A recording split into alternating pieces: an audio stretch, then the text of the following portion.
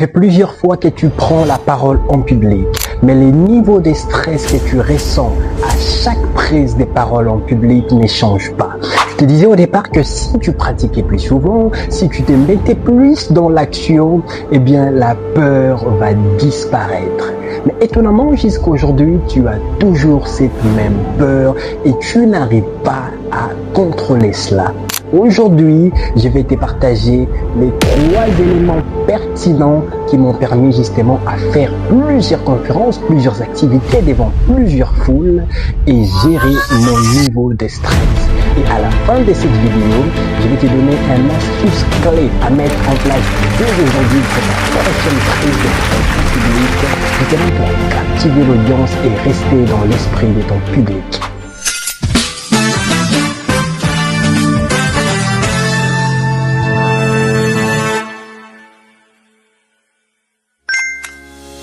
Si tu es nouveau en tout cas, abonne-toi parce que ici généralement c'est chaque samedi, chaque semaine que je partage des vidéos sur, en tout cas des coachings sur la prise des paroles en public, sur l'entrepreneuriat, sur le leadership parce que ce sont des compétences clés. J'appelle ça les triangles parfaits justement pour atteindre les objectifs.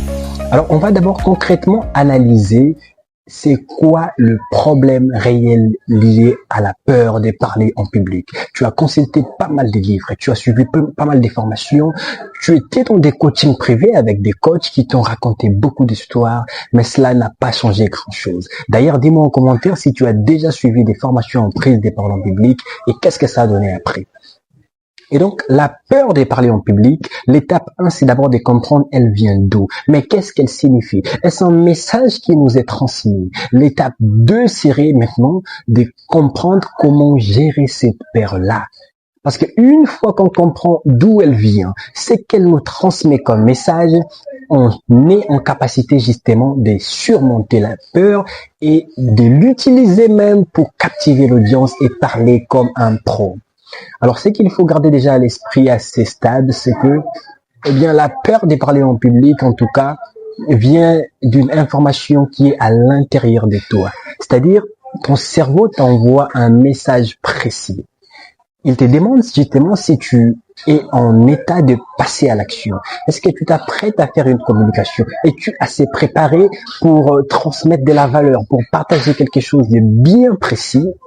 Et au moment où tu comprends cette information, qu'elle n'est pas négative, elle est plutôt positive justement, ça change toute la donne.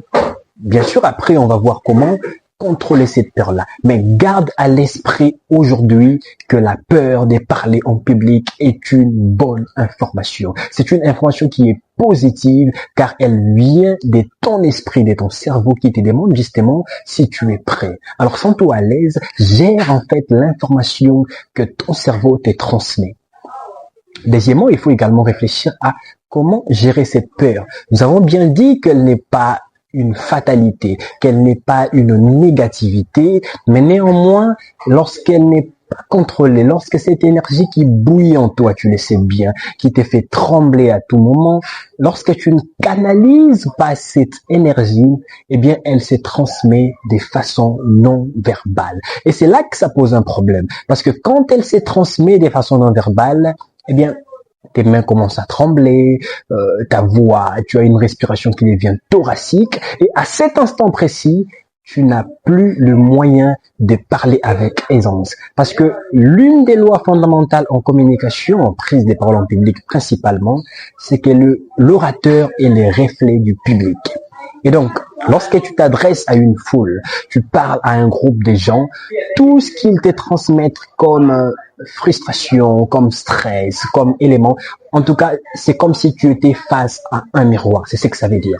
Et donc, si tu es face à un public qui sourit, c'est-à-dire que ton expression est bonne, elle canalise une énergie de positivité. Et donc, de même qu'avec les stress, quand tu es stressé dans ta prise de parole en public, en tout cas, de façon non verbale, ça s'est fait voir, directement, le public remarque que tu es stressé. Et donc, le public également devient stressé à cause de toi. Parce que le souhait ultime du public, c'est de profiter de ta façon de voir les choses. Et c'est pour ça que nous prenons la parole en public. Parce que parler en public, justement, c'est partager une idée, partager une façon de voir le monde, une façon qui est à la fois personnelle, bien sûr, parce que ça nous appartient, mais également on veut connecter les esprits à ces messages-là.